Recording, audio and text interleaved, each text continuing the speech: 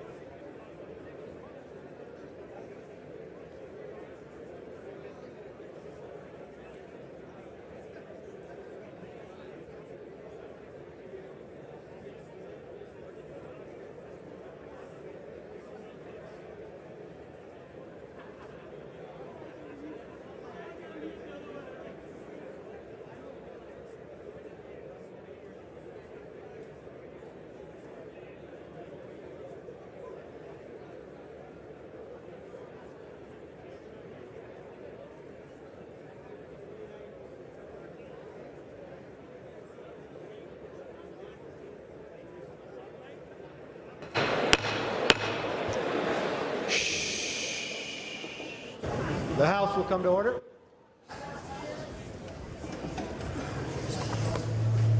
Mr. Speaker, the Vice President and the United States Senate.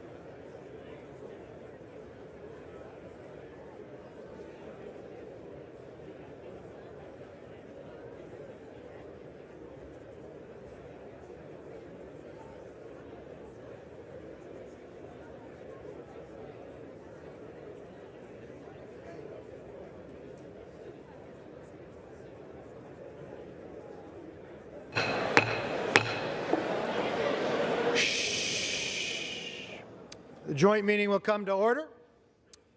The chair appoints members of the committee on part of the House to escort His Excellency Narendra Modi into the chamber. The gentleman from Louisiana, Mr. Scalise. The gentleman from Minnesota, Mr. Emmer. The gentlewoman from New York, Ms. Stefanik.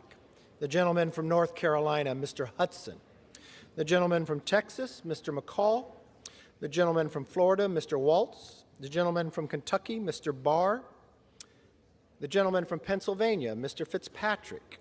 The gentleman from Wisconsin, Mr. Gallagher. The gentlewoman from California, Mrs. Kim. The gentleman from North Carolina, Mr. Rouser. The gentleman from South Dakota, Mr. Johnson. The gentleman from South Carolina, Mr. Wilson. The gentleman from New York, Mr. Jeffries.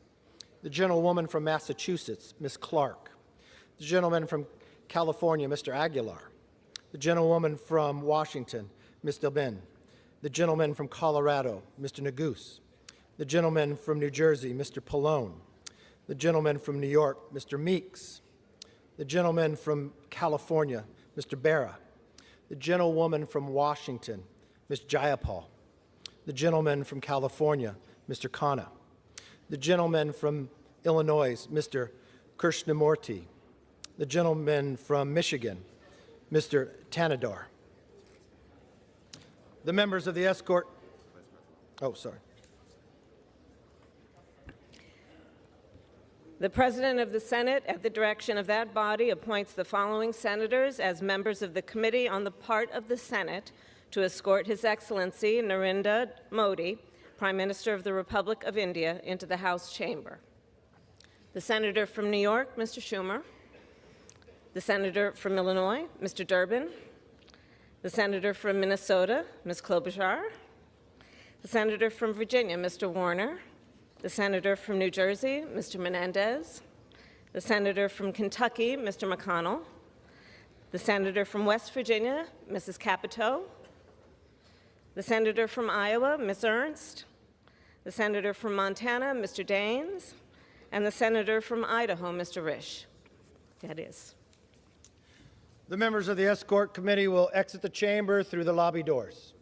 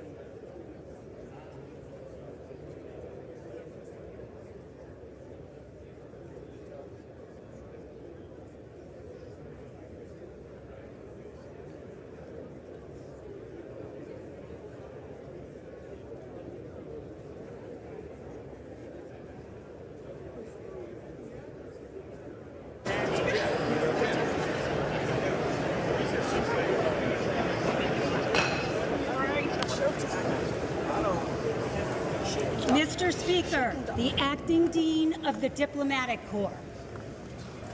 Take over.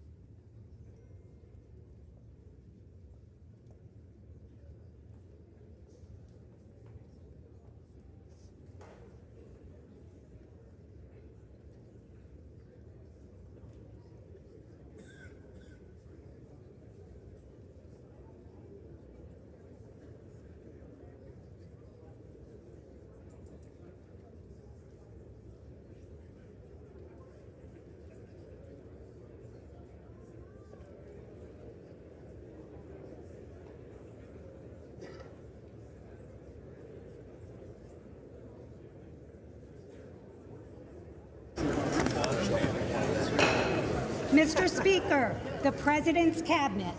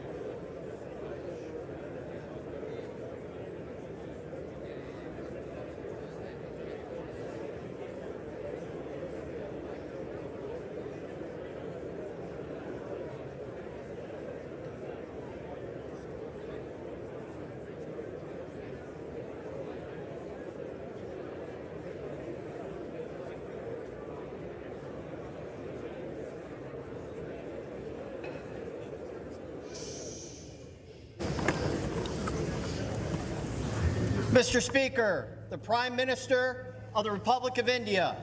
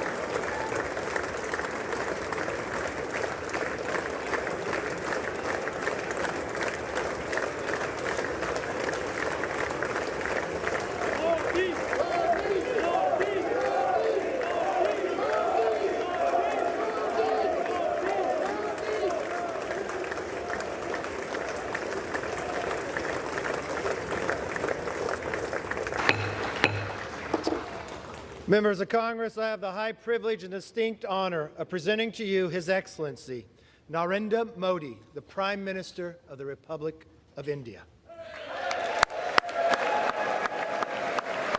Thank you.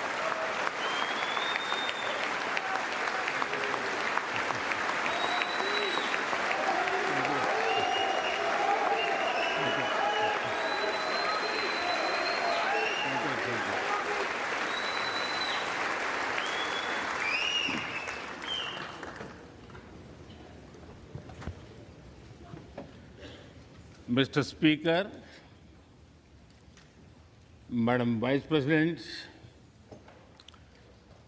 distinguished members of the U.S. Congress, ladies and gentlemen, Namaskar.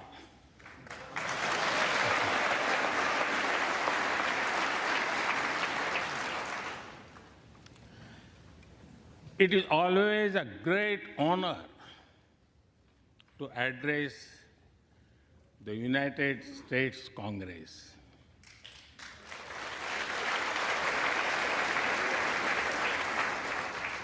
It is an exceptional privilege to do so twice.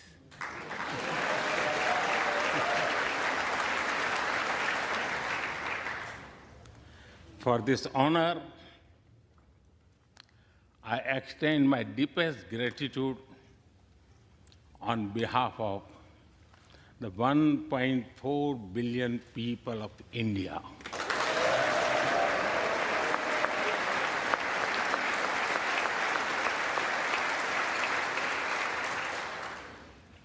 I see that nearly half of you were here in 2016. I feel your warmth as old friends. I can also see the enthusiasm of a new friends in the other half. I remember Senator Harry Reid, Senator John McCain, Senator Orrin Hatch, Elijah Cummings, Elsie Hastings, and others who I met here in 2016 and who are sadly no longer with us. Mr. Speaker, standing here 7 Junes ago, that is the June when Hamilton swept all the awards, I said that the hesitations of history were behind us. Now, when our era is at a crossroads, I am here to speak about our calling for this century.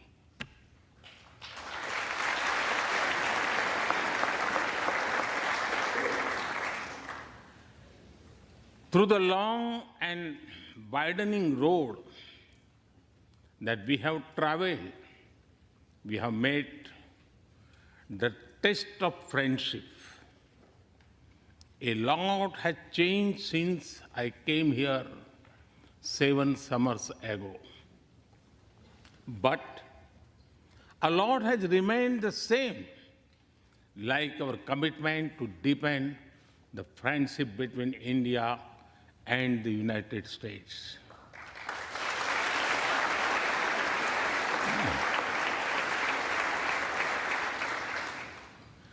In the past few years, there have been many advances in AI, artificial intelligence. At the same time, there have been even more momentous development in another AI, America and India.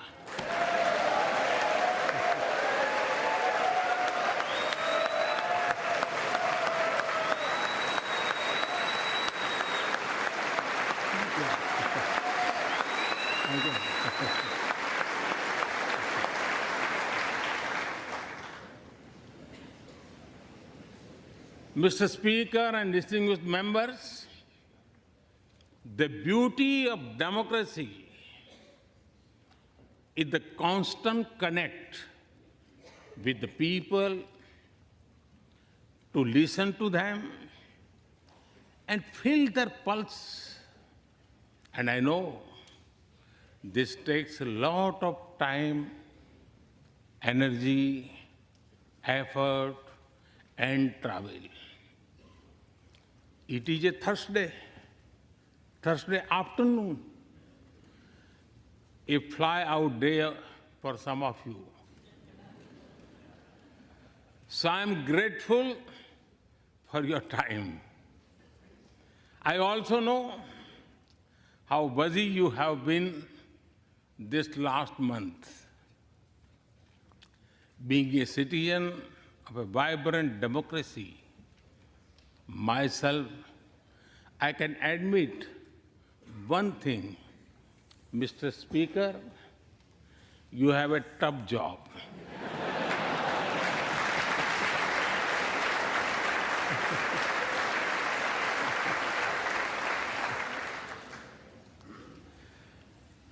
I can relate to the battles of patience, persuasion, and policy.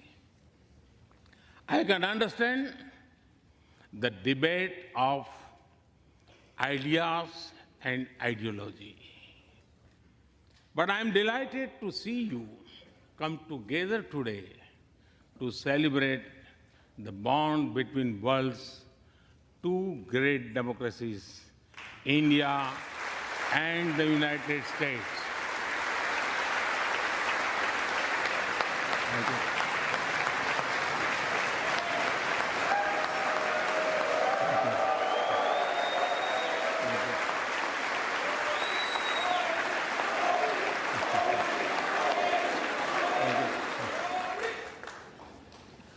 I'm happy to help out. I'm happy to help out whenever you need a strong bipartisan consensus.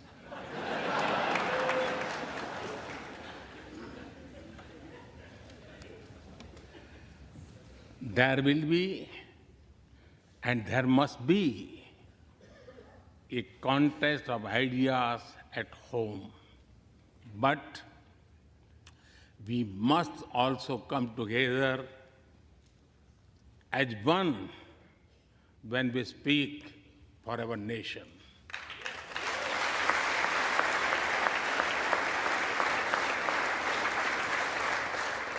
And you have shown that you can do it.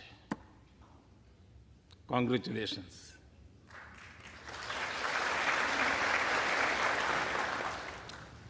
Mr. Speaker,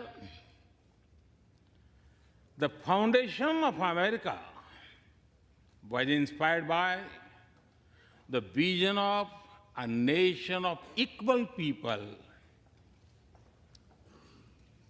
Throughout your history, you embrace people from around the world, and you have made them equal partners in the American dream.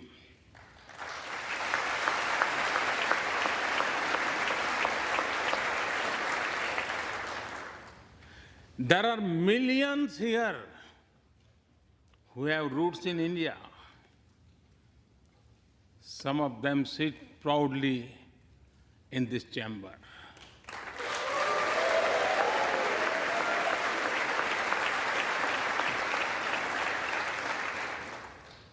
And there is one behind me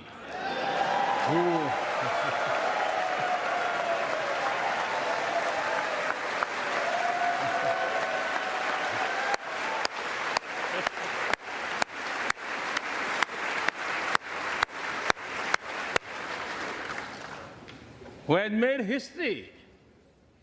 I'm told that the Samosa caucus is now the flavor of the house. I hope it grows and brings the full diversity of Indian cuisine here.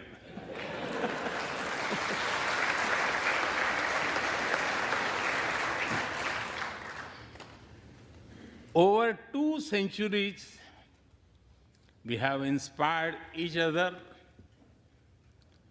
through the lives of great Americans and Indians. We pay tribute to Mahatma Gandhi and Martin Luther King Jr.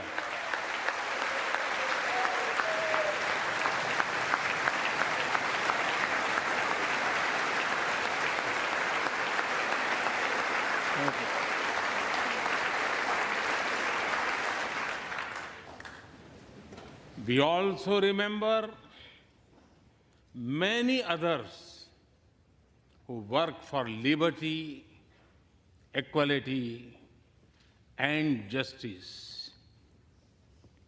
Today, I also wish to pay heartfelt tribute to one of them, Congressman John Lewis.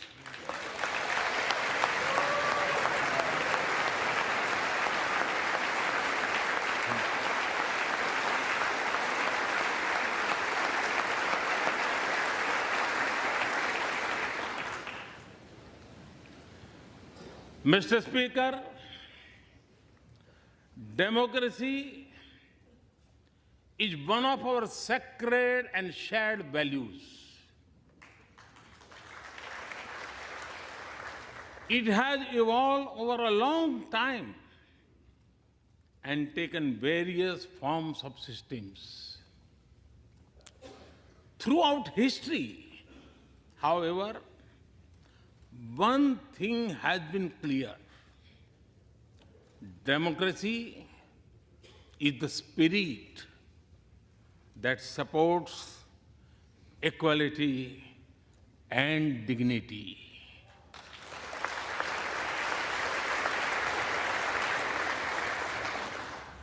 Democracy is the idea that welcomes debate and discourse.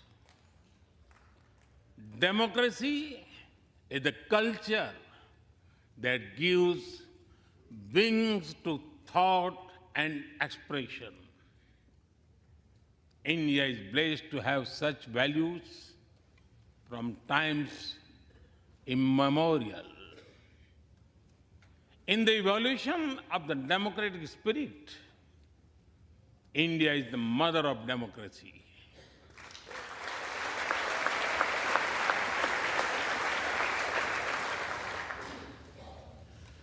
Millennia ago,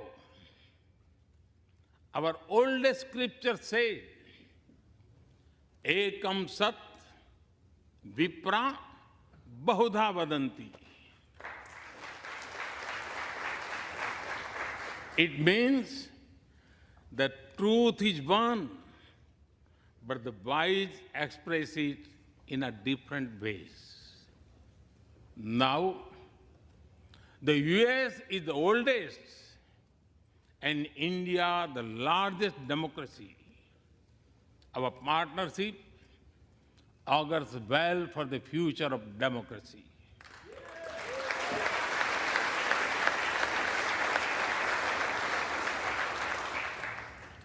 Together, we shall give a better future to the world and a better world to the future.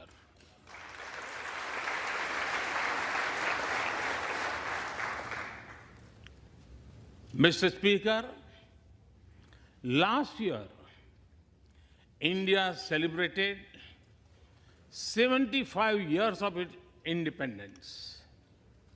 Every milestone is important, but this one was a special. We celebrated a remarkable journey of over 75 years of freedom after 1,000 years of foreign rule in one form or another. This was not just a celebration of democracy, but also of diversity, not just of constitution, but also of its spirit of a social empowerment, not just of our competitiveness and cooperative federalism, but also of our essential unity and integrity.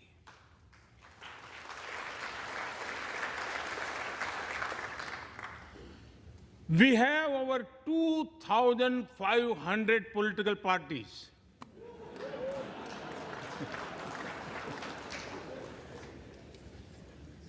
Yes, you heard that right. 2,500. About 20 different parties govern various states of India.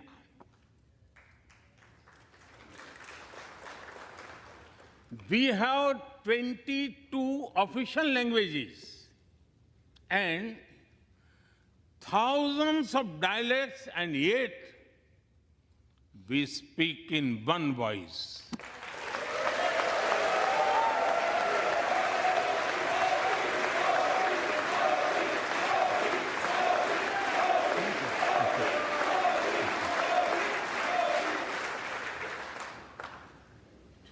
Every 100 miles, our cuisine changes. from dosa to aloo paratha, and from Srikhand to Sandesh. We enjoy all of these. We are home to all faiths in the world, and we celebrate all of them.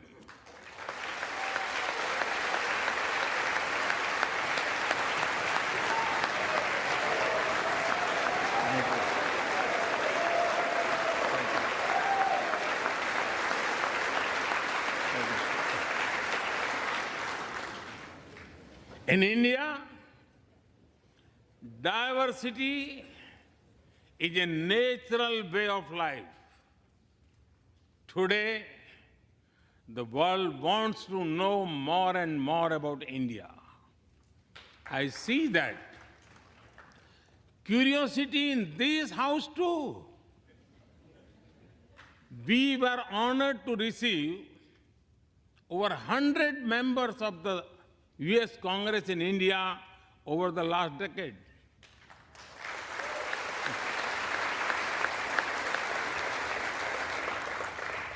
Everyone wants to understand India's development, democracy, and diversity.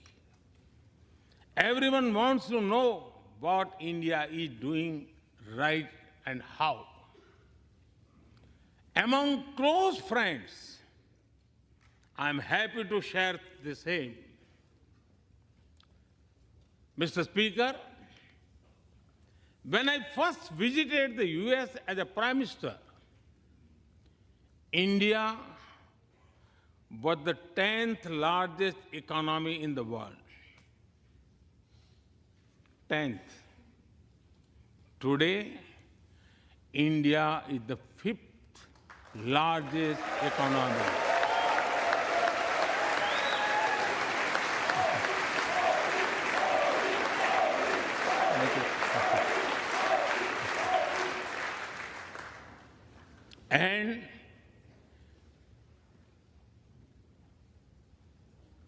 And India will be the 3rd largest economy soon.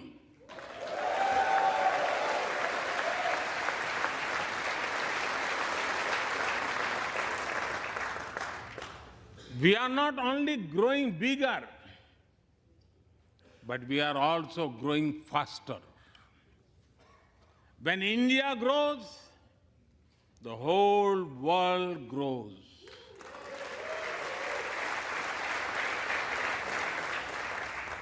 After all, we are 1/6 of the world's population. In the last century, when India won its freedom, it inspired many other countries to free themselves from colonial rule.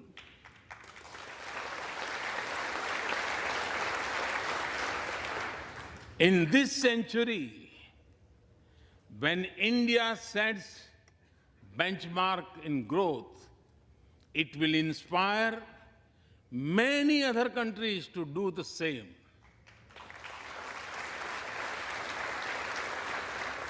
Our vision is सबका साथ, सबका विकास, सबका विश्वास, सबका प्रयास. It means together for everyone's growth, with everyone's trust and everyone's efforts. Let me share with you how this vision is translating into action with speed and scale. We are focusing on infrastructure development. We have given nearly 40 million homes to provide shelter to over 150 million people.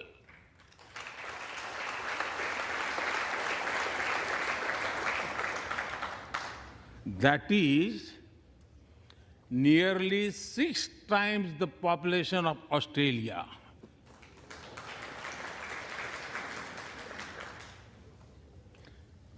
We run a national health insurance program that ensures free medical treatment for about 500 million people.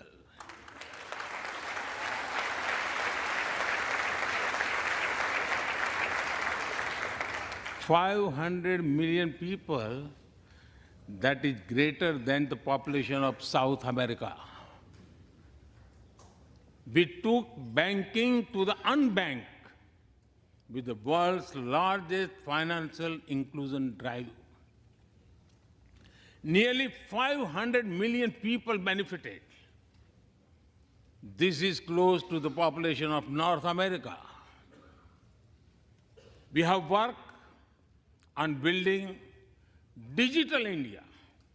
Today, there are more than 850 million smartphones and internet users in the country.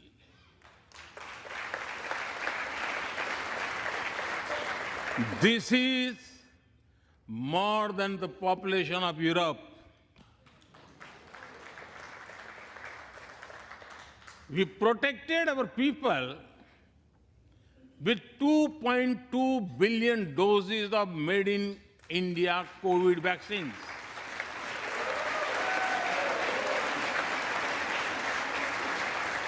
And that too free cost.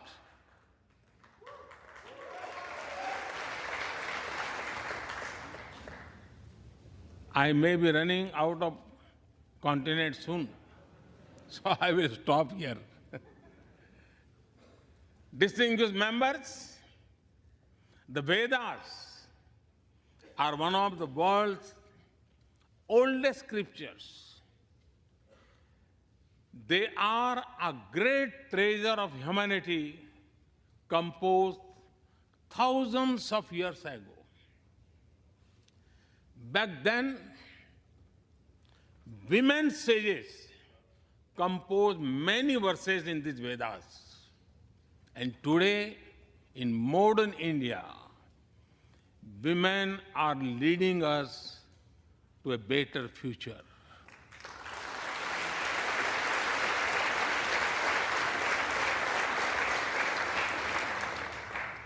India's vision is not just of development which benefits women. It is of women-led development where women lead the journey of progress.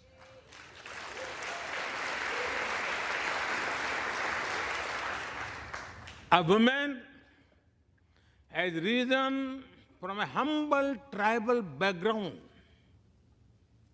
to be our head of states.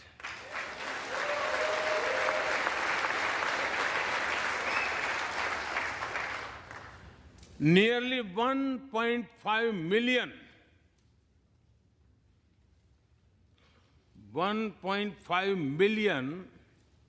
elected women lead us at various levels. And that is of local governments.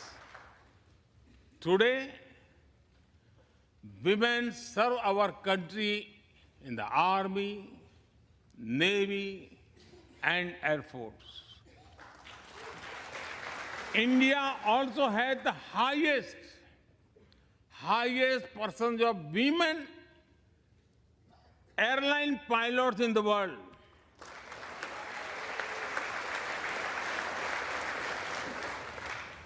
And they have also put us on Mars by leading our Mars mission. I believe that investigating in a girl child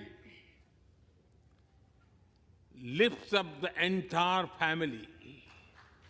Empowering women transforms the nation.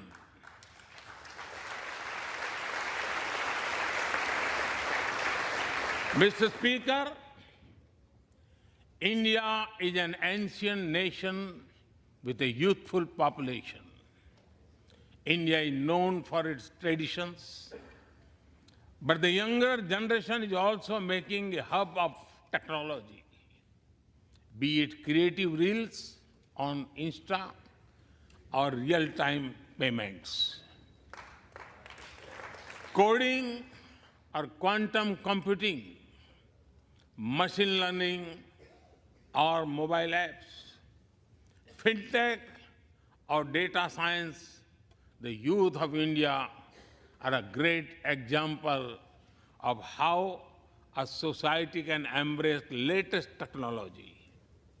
In India, technology is not about innovation, but also about inclusion. Today, digital performance are empowering the rights and dignity of people while protecting privacy. In the last 9 years, over 1 billion people got a unique digital biometric identity connected with their bank accounts and mobile phones. This digital public infrastructure helps us reach citizens within seconds with financial assistance. 850 million people receive direct benefit financial transfers into their accounts. 3 times a year, over 100 million farmers receive assistance in their bank accounts at the click of a button. The value of such transfer has crossed $320 billion. And we have saved over $25 billion in the process. If you visit India, you will see everyone is using phones for payments, including street vendors. Last year, out of every 100 real-time digital payments in the world, 46 happened in India.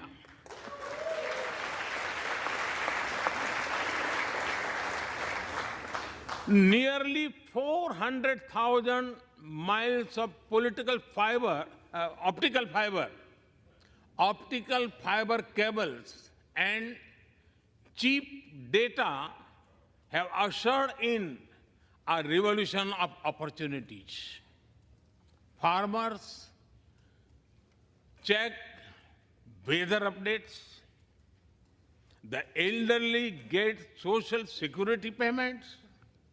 Students access scholarships. Doctors deliver telemedicine. Fishermen check fishing grounds, and small businesses get loans with just a tap on their phones. Mr. Speaker, a spirit of democracy, inclusion, and sustainability defines us. It also shapes our outlook to the world. India grows while being responsible about our planet. We believe, Mata Bhumihi Putro Aham Prithviyaha. This means the earth is our mother and we are her children. Indian culture deeply respects the environment and our planet.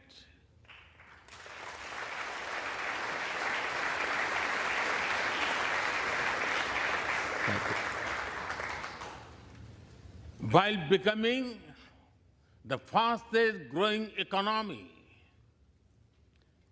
we grew our solar capacity by 2,300%.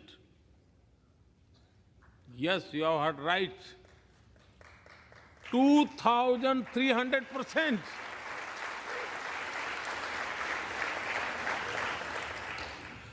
We became the only only G20 country to meet its Paris commitment.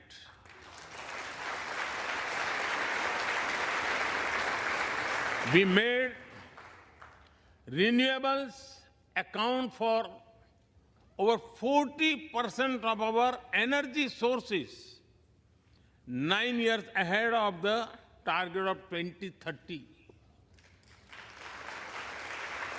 But we did not stop there. At the Glasgow summit, I proposed Mission Life, lifestyle for environment. This is a way to make sustainability a true people's movement, to leave it to be the job of governments alone. By being mindful in making choices, every individual can make a positive impact. Making sustainability a mass movement, we help the world reach the net zero target faster. Our vision is pro-planet progress. Our vision is pro-planet prosperity. Our vision is pro-planet people.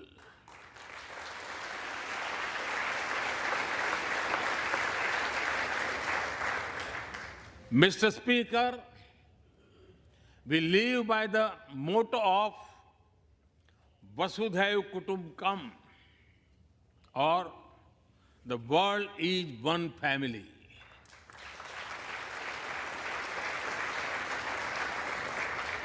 Our engagement with the world is for everyone's benefit. The one sun, one world, one grid seek to join us. All is connecting the world with clean energy.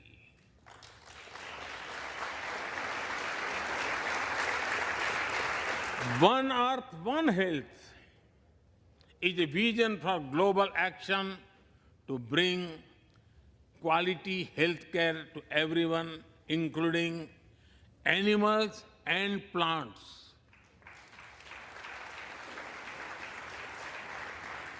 The same spirit is also seen in the theme when we chair the G20, One Earth, One Family, One Future. We advance the spirit of unity through yoga as well. Just yesterday, the whole world came together to celebrate the International Day of Yoga.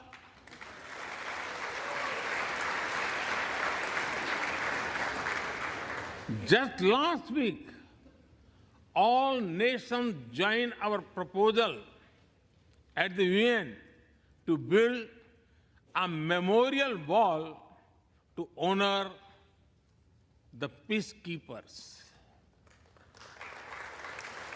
And this year, the whole world is celebrating the International Year of Millets to promote sustainable agriculture and nutrition alike. During COVID, we delivered vaccines and medicines to over 150 countries. We reach out to others, being disasters as first respondents, as we do for our own. We share our modest resources with those who need them the most. We build capabilities, not dependencies.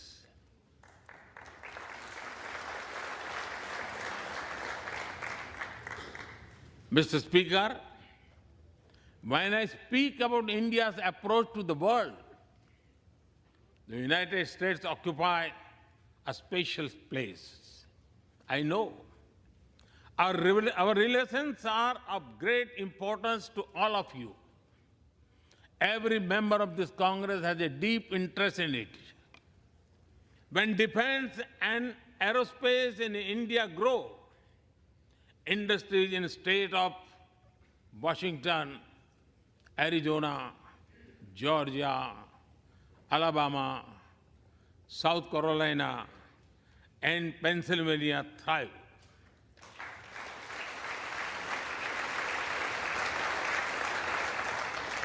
When American companies grow, their research and development centers in India thrive. When Indians fly more, a single order for aircrafts creates more than 1 million jobs in 44 states in America.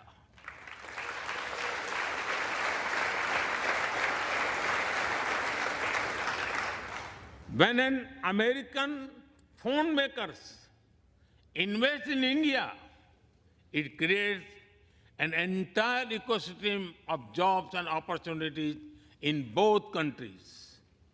When India and US work together on semiconductors and critical minerals, it helps the world in making supply chains more diverse, resilient, and reliable.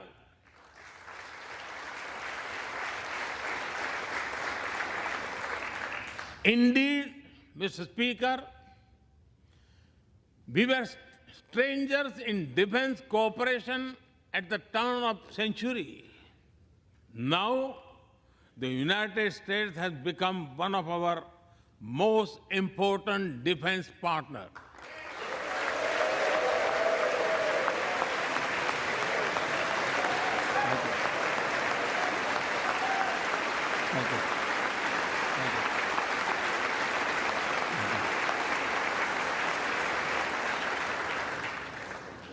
Today, India and the US are working together in space and in the seas, in science and in semiconductors, in startups and sustainability, in tech and in trade, in farming and finance, in art and artificial intelligence, in energy and education, in healthcare and humanitarian efforts. I can go on and go on, but to sum up it, I would say the scope of our cooperation is endless. The potential of our synergies is limitless, and the chemistry in our relations is effortless.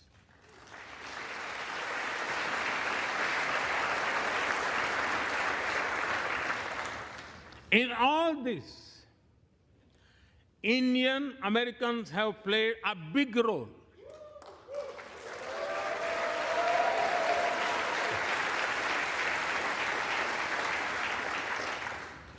They are brilliant in every field, not just in spelling bee.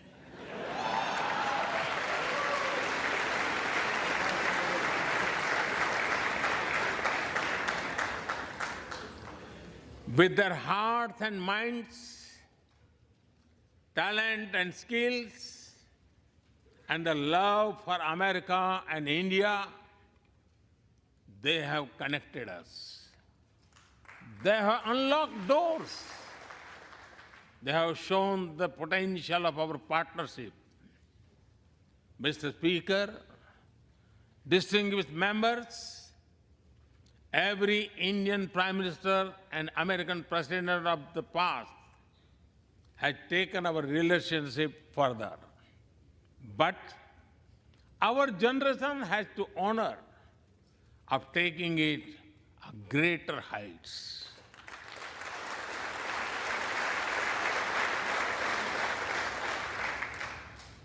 I agree with President Biden that this is a defining partnership of this country. Because it serves a larger purpose: democracy, demography, and destiny give us the purpose. One consequence of globalization has been to cover over concentration of supply chains. We will work together to diversify, decentralize, and democratize supply chains.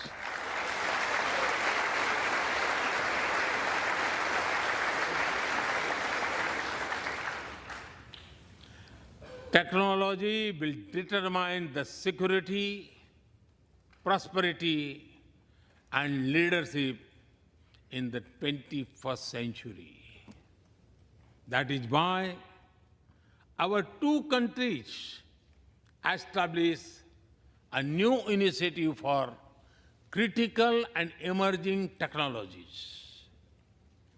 Our knowledge partnership will serve humanity and seek solutions to the global challenges of climate change, hunger, and health.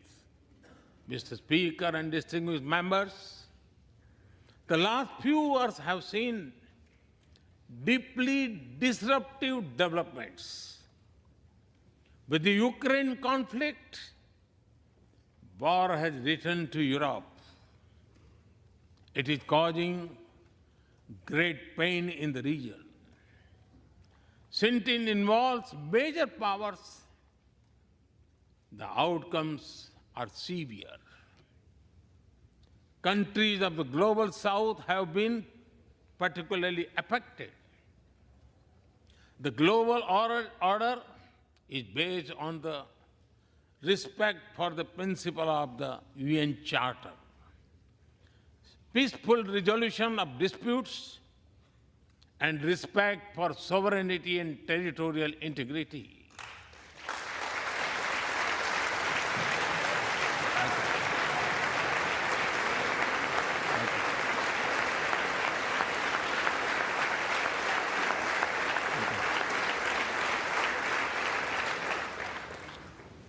As I have said directly and publicly, this is not an era of war.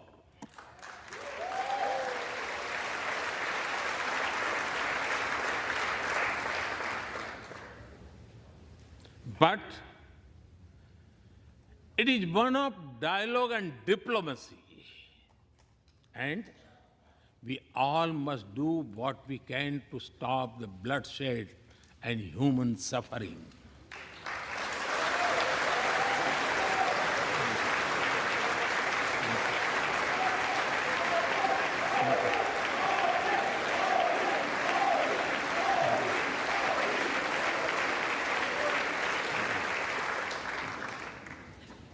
Mr. Speaker,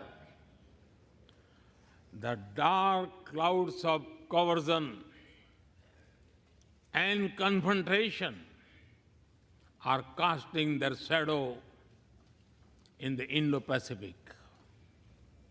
The stability of the region has become one of the central concerns of our partnership. We share a vision of a free, open, and inclusive Indo-Pacific.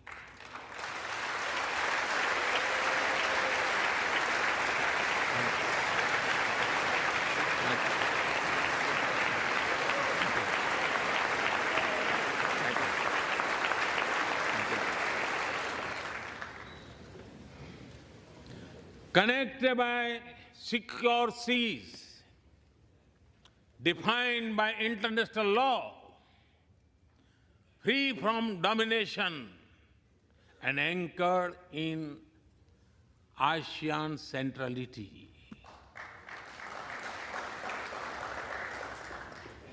A region where all nations, small and large, are free and fearless in their choices, where progress is not suffocated by an impossible burdens of debt.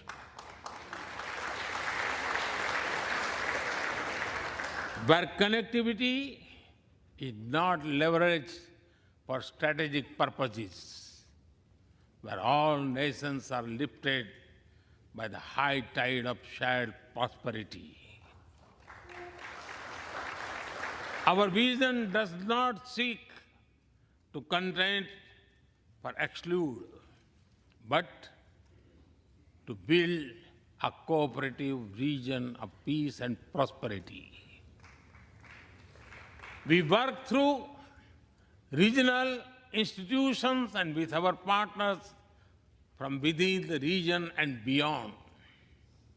Of this, Code has emerged as a major force of good for the region.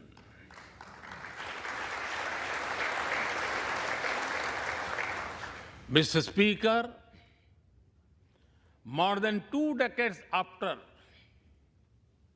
9/11 and more than a decade after 26/11 in Mumbai, radicalism and terrorism still remain a pressing danger for the whole world. These ideologies keep taking new identity and forms, but their intentions are the same. Terrorism is an enemy of humanity, and there can be no ifs and buts in dealing with it.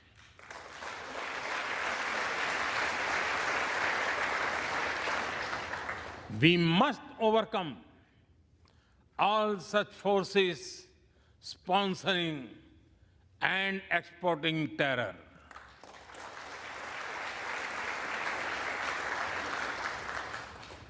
Mr. Speaker, COVID-19's biggest impact was the human loss and suffering it caused. I wish to remember Congressman Ron Wright and the staff members who lost their lives to COVID. As we emerge out of the pandemic, we must give shape to a new world order.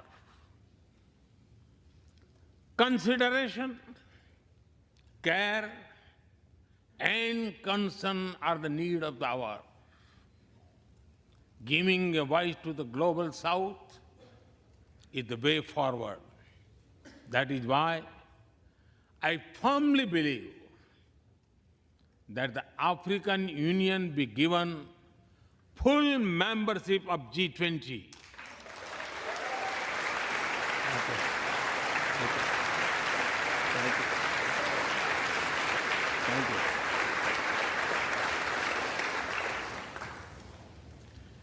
We must revive multilateralism and reform multilateral institutions.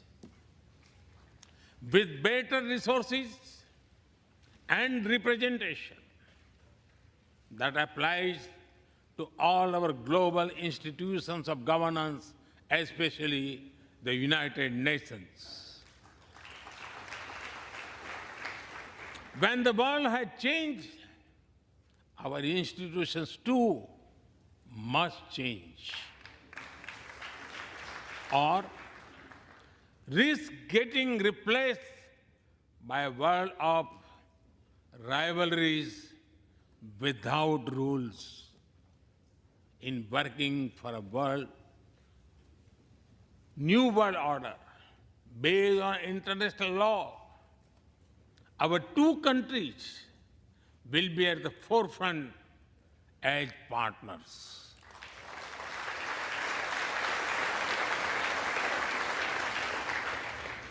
Mr. Speaker and distinguished members, today we stand at a new dawn in our relationship that will not only shape the destiny of our two nations, but also that of the world. As the young American poet Amanda Gorman has expressed, when day comes, we step out of the shade, aflame and unafraid. The new dawn blooms as we free it. For there is always light if only we are brave enough to see it.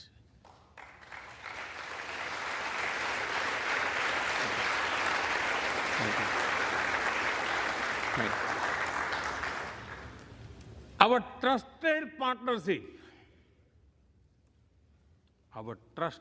partnership is like the sun in this new dawn that will spread light all around.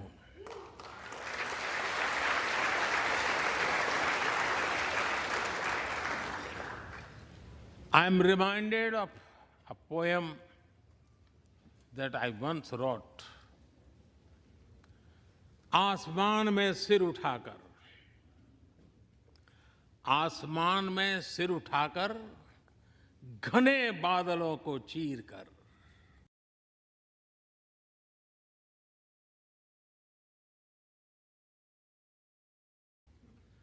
रोशनी का संकल्प ले, अभी तो सूरज उगा है।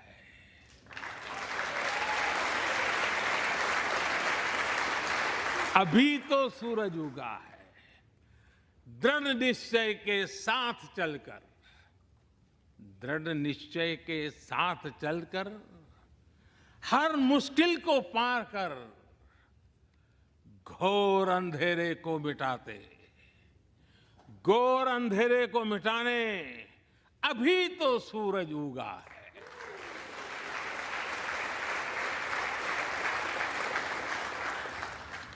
If I were to say it in English, it would be rising its head in the skies, piercing through the dense clouds with the promise of light. The sun has just risen, armed with a deep resolve, overcoming all the odds to dispel the forces of darkness. The sun has just risen.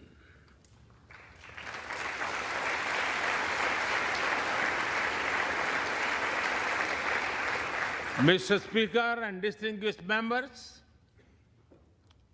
we come from different circumstances and history, but we are united by a common vision and by a common destiny. When our partnership progresses, economic resilience increases, innovation grows, science flourishes, knowledge advances, humanity benefits, our seas and skies are safer, democracy will shine brighter, and the world will be a better place. That is the mission of our partnership. That is our calling for this century. Mr. Speaker and distinguished members, even by the high standards of our partnership, this visit is one of the great positive transformation. Together, we shall demonstrate that democracy is better and democracy deliver.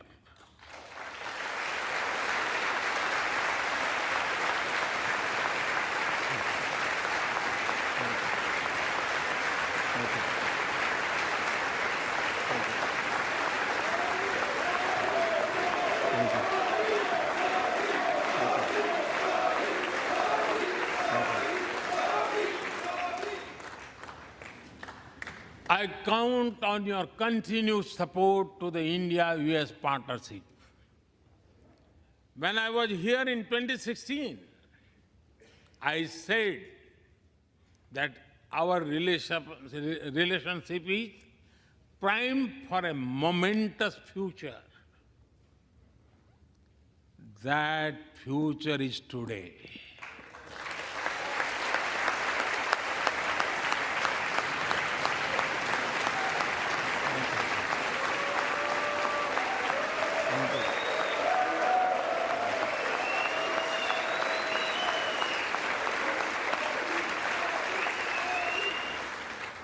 Thank you once again, Mr. Speaker, Madam Vice President, and the distinguished members of this honor. God bless America. Jai Hind. Long live India-US friendship. Thank you.